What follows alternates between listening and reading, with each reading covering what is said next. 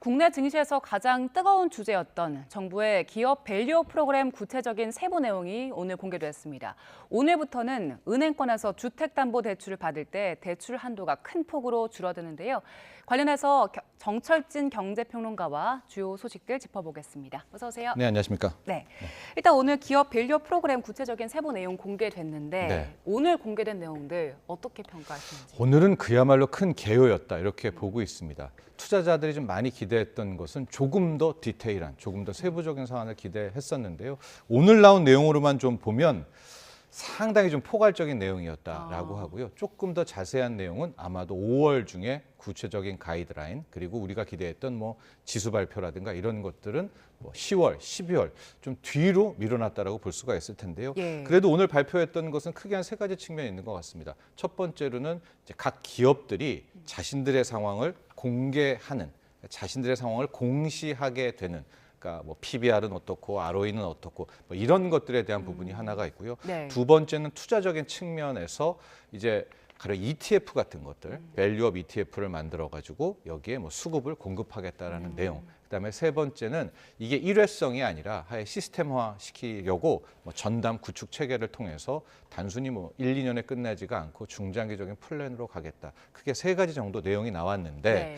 그래도 지금 시장이 발표 후에 오히려 급락하고 있는 것에서 알 수 있듯이 디테일한 내용들이 안 나왔습니다. 실망을 그게 좀 한 겁니까? 실망스럽습니다. 네네. 애초에 금융당국이 이 기업 밸류 프로그램을 도입하겠다라고 얘기한 취지가 이게 코리아 디스카운트 맞아요. 이걸 해소하겠다는 거잖아요. 네. 이게 뭡니까? 코리아 디스카운트, 말 그대로 한국이 저평가 받는다. 더 구체적으로는 한국 주식시장이 저평가 받고 있다라는 건데요. 주식 투자 안 하시는 분은 좀 어려울 수가 있죠. 근데 이런 얘기 많이 하잖아요. 지금 뭐 삼성전자 주가 한 7만 원대 뭐 움직이고 있는데 미국에서 삼성전자가 상장했으면 지금 주가 한 30만 원 됐을 거다. 뭐 이런 얘기를 하잖아요. 예. 그 이유를 이제 보면 한국은 이런저런 문제로 기업이, 특히 기업의 주가가 제값을 받지 못하고 있다라는 건데요. 이게 지표로도 실증되고 있습니다. 지금 요즘에 가장 많이 나오는 게 저 PBR, 뭐 PBR이라는 주가 순자산 비율 이런 얘기가 많이 나오잖아요. 네. 어렵죠. 어렵습니다. 이렇게 생각하면 돼요. 이제 기업이 오늘 문을 닫아요. 그러면 뭐 이런저런 자산 팔고 순자산 가치가 있을 것 아니겠습니까? 그 돈이 있겠죠. 근데 그 기업이 문 닫는 시점으로 평가한 주가와 시가총액이 있지 않습니까? 근데 현재 우리나라 같은 경우에는 그 시가총액이 원래 기업 순자산 가치보다도 적습니다. 이론상으로는 네. 시가총액과 오늘 폐업하는 순자산 가치가 같아야 맞아야죠. 되죠. 그게 한 배죠. 근데 우리나라의 기업은 대부분 다 한 배도 못 돼요. 그러니까 순자산 가치가 훨씬 높는데 네. 주가는 상당히 낮다. 그래서 PBR이 한 배가 안 되는 기업이 1,100곳이고요. 왜 저평가된 겁니까? 이제 그 이유로 이제 여러 가지를 나오게 되는 건데 뭐 기업들 입장에서는 이것 때문이다 저것 때문이다 하는데 가장 핵심적인 것은 오너들의 전횡. 그럼 왜 오너들의 전횡이 나왔느냐? 뭐 상속세 때문에 그렇다. 뭐 여기 꼬리에 꼬리를 무는 질문이기도 한데요. 예. 대부분 이런 겁니다. 최근에 카카오 문제, LG화학 문제 이런 게 있었잖아요.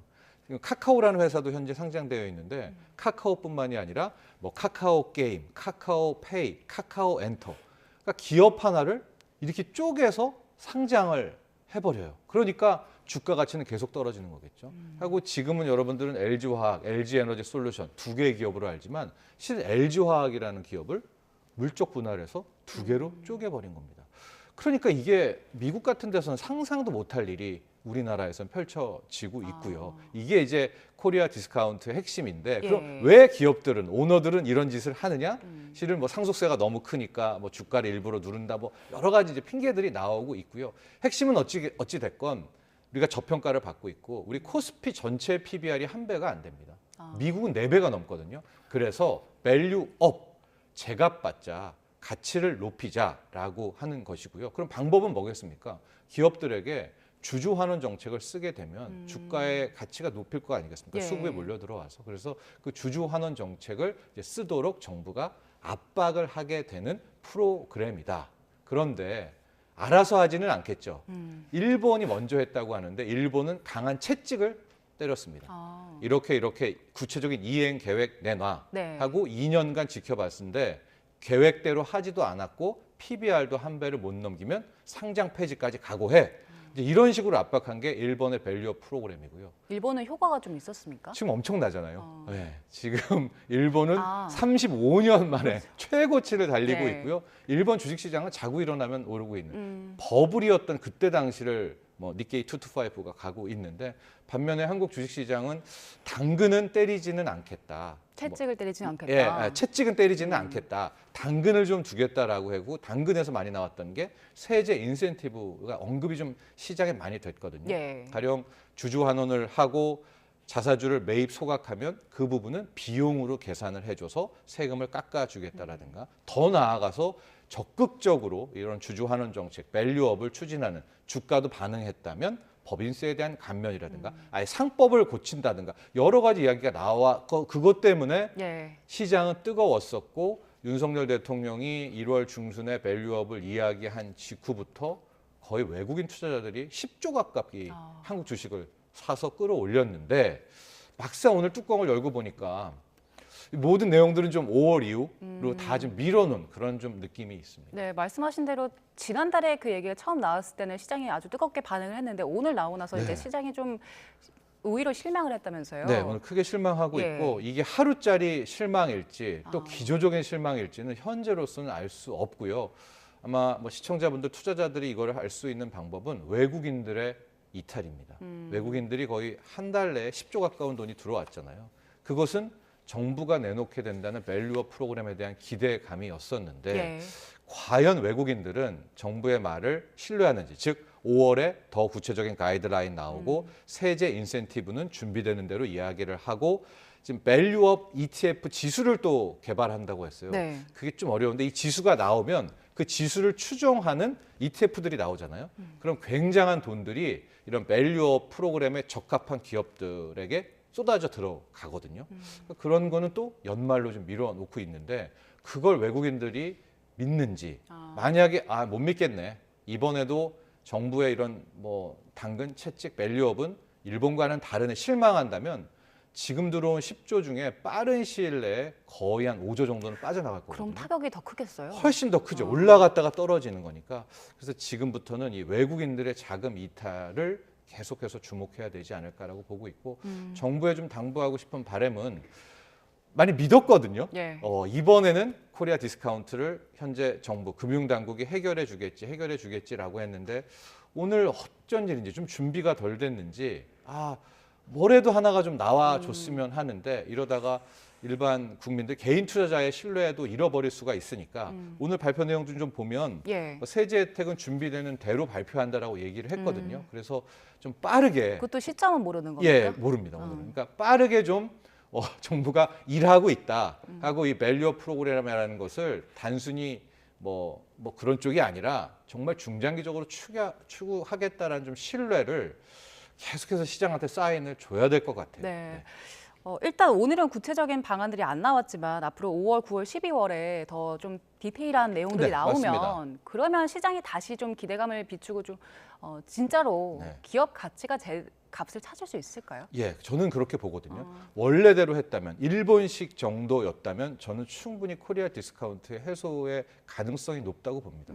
지금 우리 주식 같은 경우에 하나 중에 하나가 이제 지주회사라는 것들에 있으면 지주회사는 아무리 그 회사가 튼실하고 현금 보유도 많고 그래도 주가가 안 오릅니다. 그 이유는 그 오너 입장에서는 그 지주회사의 지분을 자식한테 상속하잖아요. 예. 그러니까 주가가 오르면 오를수록 자신의 가족들이 내야 될 상속세가 높아지잖아요. 그러니까 일부러 그걸 안 올리고 눌러놓고 뭐 이런 것들이 정말 비일비재하거든요. 그래서 이런 게 정말 좌시한다면 과거 뭐 불과 5년 전, 6년 전만 해도 그래도 코스피, 그래도 한국 증시했지만 지금 새로운 투자자들, MZ 투자자들, 심지어 5060들도 워낙 이런 투자 시스템이 잘 돼 있잖아요. 예. 다 미국에 투자합니다. 다 해외로 나가지 맞습니다. 국내 증시에 남아있을 이유가 없거든요. 그래서 정부에 대한 바람도 있지만 저는 반대로 당위도 있습니다. 이번에 성공 못하면 코스피 5년 전도 2천, 10년 전도 2천, 뭐 계속 2천에 있는 그런 주식을 누가 투자를 하겠습니까? 네. 그리고 전문가들이 또 이게 그 강제성이 없다 보니까 오히려 좀 더 강제성을 부과해야 되는 측면도 있다 이런 지적들도 있더라고요. 네. 그래서 강제성에 대한 이야기들 좀 많이 나왔었고요. 뭐 상법을 고쳐가지고 뭐 좀 더 주주 친화적인 내용을 담아야 된다는 내용도 있었고 또 아주 큰 얘기들이 많이 나왔었는데 예. 좀 이걸 많이 의식을 했던지 한 1, 2주일 전부터 금융당국이 우리는 채찍은 없다. 뭐 그러지 강제하는 것이 오히려 나쁘다는 쪽을 이야기를 해서 현재 금융당국은 채찍 쪽은 아니다라는 거는 좀 알고는 있었는데 예. 그러면 당근을 좀 주고 당근을 줬는데도 이행하지 않을 시 혹은 이행했을 시에 당근의 파급 뭐 이런 것들을 좀 시장에서 많이 재고 좀 파악해 보려고 했는데 오늘 나온 정책으로는 그 정도의 통찰도 좀 불가능할 정도의 상당히 좀 포괄적인 내용이었다 이렇게 보여집니다. 예, 알겠습니다. 앞으로 뭐 5월에 더 추가적인 네. 내용들 나온다고 하니까 지켜봐야 될 것 같고요. 저희 주제 바꿔서 스트레스 DSR 제도 얘기를 해볼 건데 오늘부터 스트레스 DSR이 적용이 되면서 이제 소비자들이 빌릴 수 있는 그 금액이 좀 적어지잖아요. 네. 이게 이전에 산출하던 방식과 바뀐 방식이 어떻게 달라지는 겁니까? 오늘 좀 어렵죠. PBR도 그렇고요. DSR부터가 상당히 뭐야 하실 예, 그것부터 텐데 쉽게 알려주세요. 예, DSR은 총부채 원리금 상환 비율이라고 해서요. 분모에는 나의 연소득이 있습니다. 소득이 분모에. 밑에 있고. 있어요. 분모예요. 분자에는 나의 부채들, 빚들이 있을 것 아니겠습니까? 이것들을 원리금으로 환산을 해서 분자에 올리는 겁니다. 그러니까 모든 대출을 다 뭐 만기를 해가지고 이제 상환 주담대도 포함되고 네. 이제 전세담보대출도 포함이 되거든요. 그런데 현재 DSR의 은행에서는 40%예요. 그럼 뭐 쉽게 얘기해서 제가 1억의 연소득이라고 하겠습니다. 그러면 나의 모든 대출, 빚들의 원리금, 매달 내야 돼, 예. 연간 내야 되는 원리금 상환액은 4천만 원이 넘으면 대출이 추가로 안 나오는 게 이제 DSR 규제라고 볼 예. 수가 있는데요. 저희 지금 평론가님, 스트레스가 나오죠? 네. 지금 이제 저희가 5천만 원, 그러니까 연봉 5천만 원을 기준으로 한 건데 요거에 맞춰서 설명해 주실 수 있을까요? 네, 있죠. 예. 그럼 스트레스 DSR이 뭐냐를 또 알아야 돼요. 예. 그럼 스트레스 DSR은 뭐냐면 좀 어려우니까 스트레스가 붙었네요. 예, 앞에. 스트레스가 붙었죠. 최근에 한 1년, 2, 3년 내에 금리가 폭등을 했잖아요. 그러니까 변동금리 같은 경우에는 2%대 받았던 대출 금리가 6%까지 맞아요. 올라서 최고 정말 8%까지도. 허덕됐죠. 그래서 저걸 보고 스트레스 DSR은 변동금리로 대출을 받을 경우에 최근 5년간의 가장 높았던 금리 있을 것 아니겠습니까? 그 부분을 가상금리로 대출 이자율에 더하는 겁니다. 그러면 대출 이자율이 높아지게 되기 때문에 네. 앞서 말한 분자, 원리금 상환액은 줄어들게 되겠죠. 그래서 스트레스 DSR로 하게 될 경우에 내가 받을 수 있는 전체 대출 총량은 줄어들 수밖에 없고요. 지금 나오는 저표가 바로 그겁니다. 기존의 금리 5%라고 해서 3억 4,500만 원을 받았는데 스트레스 DSR의 변동금리로 좀 5%를 받은 경우에는 가상금리가 0.38%가 더 들어서 현재 나의 변동금리는 5%로 받았을지언정 DSR 계산은 5.38%로 계산을 하니까 분자가 줄어들게 되겠죠. 네. 그래서 1,700만 원 줄어들게 되고 저게 끝이 아닙니다. 그러니까 가령 현재 1단계는 저 스트레스 DSR이라는 가상금리를 25%밖에 적용을 안 하는데 예. 실제로 뭐 가령 1%를 더 붙인다고 하더라도 0.25밖에 안 붙이는데요. 지금 나오고 있죠. 올 하반기부터는 50% 그리고 3단계는 가상금리를 100%를 다 반영을 하거든요. 그럼 부담이 상당히 커지겠네요. 상당히 커져서 이게 그때그때마다 다르지만 올해 기준으로 말씀을 드리면 네. 내년 초 올해 현재의 스트레스 DSR로 해서 내년 초가 되면 지금은 당장 아니죠. 지난주에 오늘부터 시행이니까 네. 지난주에 받았던 내 대출액보다 거의 18%가 줄어들게 됩니다. 그러니까 내가 1억을 대출 받았을 수 있었다면은 네. 거의 지금 이제 내년 2월에 받는 분은 거의 한 8천만 원 정도로 대출을 받을 수 있는 총량이 확 줄어들게 되는 그러니까 상당히 스트레스 DSR 적용받게 되면 이제 돈 빌리는 액수가 굉장히 폭감한다 이렇게 보시면 네. 되겠습니다. 일단 집을 실제 사려는 실수요자의 입장에서는 부담이 상당히 커진 건데 정부가 이걸 적용하는 이유가 뭡니까? 가계부채죠. 가계부채. 우리나라의 뭐 부동산 PF가 문제야, 소상공인 자영업자 1,000조 원이 문제야, 뭐 상가 공실이 문제 여러 개 하지만 가장 파급 효과가 큰 파워풀한 것은 가계부채인데요. 우리나라 가계부채는 지금 1,900조가 넘잖아요. 네. 근데 우리나라의 GDP는 1,800조 정도거든요. 그러니까 가계부채가 GDP보다 100%가 넘는 나라고요. 뭐 미국 빚만 찾아 거기도 다 이 가계부채 비율이 70%뭐 이 정도밖에 안 됩니다. 그러니까 우리나라는 100% 넘는 상당히 저 가계부채가 큰데 저기를 두 가지 시선으로 바라보죠. 하나는 그 가계부채의 70%는 부동산 담보대출이에요. 그러니까 안전하잖아. 담보가 있으니까 안전하잖아라는 시선이 있지만 네. 또 하나의 반대는 만에 하나 가계부채가 터지면 부동산도 같이 터지니까 예. 이건 한국 경제에 치명타다. 그런데 가계부채가 줄어들 생각을 안 하고요. 거의 조이고 조여도 매달 4조, 5조, 6조 원씩이 계속해서 늘어나고 있기 때문에 한국은행과 금융당국이 이렇게 둬서는 가계부채는 끝간데 없다. 그래서 한국은행은 지금 한국 경제 상황이면 금리를 낮춰야 되잖아요. 예. 근데 금리 인하도 그냥 못하고 버티는 그것도 거고요. 금융당국 이렇게 스트레스 DSR을 통해서 빚을 덜 내게 대출 규제를 하고 있다. 이렇게 보시면 되겠습니다. 그럼 이렇게 대출 규제하면 실질적으로 효과가 많이 있긴 하겠습니까? 네, 상당할 것 같습니다. 스트레스 DSR 하게 되면 아마 빌릴 수 있는 액수가 총량 규제가 되기 때문에 이제 효과를 바라보고 있는데 그 반대도 있겠죠. 지금 뭐 집 살려고 돈 빌리는 분들도 네. 있지만 좀 생활이 어려워서 돈 빌리는 분들도 분명히 있거든요. 그래서 아마 이런 좀 취약 차주들에 대한 고민도 좀 함께 해봐야 되지 않을까. 아직 거기에 관련된 뭐 대응 방안들은 네, 나온 게 없어요? 나온 게 없습니다. 이제 스트레스를 가상금리를 20% 이따가 하반기에 50% 내년에 100% 적용을 하는데 올해 이제 스트레스 DSR 적용과 함께 가계부채 대출이 어떻게 좀 변동되는지를 아마 당국도 좀 유심히 지켜보지 않을까 이렇게 보여집니다. 네.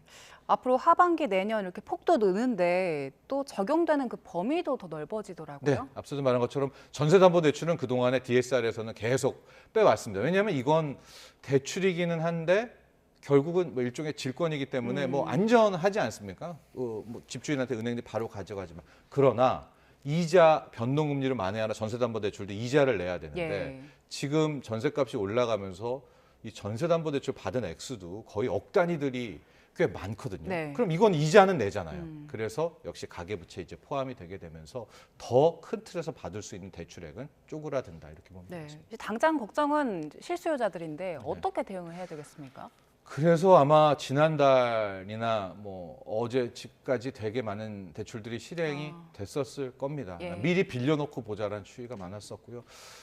글쎄요. 뚜렷한 뭐 방법은 없겠죠. 적어도 이제는 옛날처럼 나는 뭐 1억은 대출 받을 수 있어라는 생각은 바꾸셔야 된다. 그리고 대비를 하셔야 된다라는 말씀을 드릴 수 있겠습니다. 예, 알겠습니다. 그리고 마지막으로 물가 간단히 짚어볼게요. 네. 지금 정부가 공공요금을 계속해서 동결하는 기조긴 한데 공공 서비스 물가 보니까요 계속해서 상승 추세더라고요. 특히 대중교통요금 많이 네, 올랐습니다. 교통비는 예상은 됐었죠. 지난해 하반기 9월, 10월, 11월부터 택시비, 버스비 계속 올렸기 때문인데요. 1월 소비자 물가 보니까 이 서비스 물가 중에 역시 교통비가 많이 오른 게 있었고 네. 또 하나가 의료비가 있었습니다. 시내버스가 11%였고 의료비 같은 경우에도 이제 뭐 2% 넘게 이제 올랐는데 문제는 더 큰 폭탄이 이제 기다리고 폭탄. 있죠. 뭐 정부는 이제 이렇게 이야기는 하지 않지만 총선이 지나고 나면 아마 전기료와 가스비의 현실화도 거의 공론화되지 않을까. 지금 전기료를 올려도 벌써 몇 번을 올렸어야 될 것을 누르고 눌렀는데 네. 아마도 이제 본격적으로 5월, 6월이 되면 전기료에 대한 인상, 또 가스비에 대한 인상 이야기가 나오게 되겠고요. 이렇게 되면 공공요금에 대한 물가는 상당 부분 크고 있어서 한국은행도 계속해서 이야기하는 것이 물가 상승 그러니까 인플레이션 잡힌 게 아니다. 예. 잡힌 게 아니다. 금리 인하는 택도 없다라고 계속 이야기하는 것이 한국은행도 어느 정도 이제 전기요금, 가스요금이 인상되기 시작할 때 미치는 물가, 소비자 물가에 대한 파급력을 좀 알고 있는 것이 아닌가라고 해서 그 부분에 대해서도 함께 좀 긴장하고 있어야 될 것 같습니다. 예, 일단 공공물가 앞으로 총선 이후 상황이 조금 더 걱정된다는 말씀 주셨습니다. 여러 가지 경제 이슈들 다뤄봤습니다. 정철진 경제평론가와 함께했습니다. 고맙습니다.